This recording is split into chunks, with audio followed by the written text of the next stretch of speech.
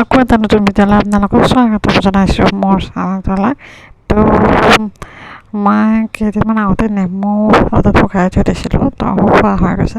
তো এতিয়া মই মিক্সি গ্ৰাইণ্ডত অলপ অলপকৈ লৈ পেলাই গ্ৰাইণ্ড কৰি গুড়া কৰি থৈ দিম। এটা বটলত মানে জমা কৰি থৈ দিম, মাজে সময়ে ৰ'দত শুকাব দিম।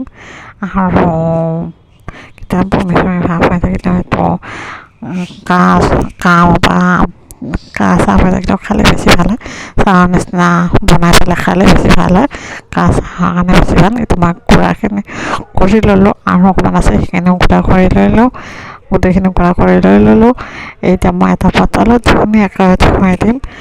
মাক কৈছোঁ কি বটল আছেনে নাই, মায়ে কৈছে আছে বটল। তাৰপিছত মই বটলটোত ভৰোৱাটো আপোনালোকক দেখাই দিম।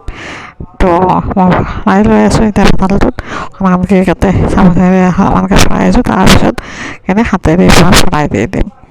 তো এনেকৈ মই জমা কৰি থৈ বেছি ভাল পাওঁ আৰু সেইকাৰণে মই আপোনালোককো দেখালোঁ।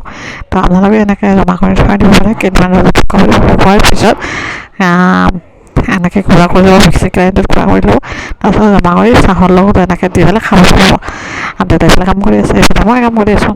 কিন্তু মোৰ হৈ গ'ল আজিলৈ বাই বাই। তো টাটা।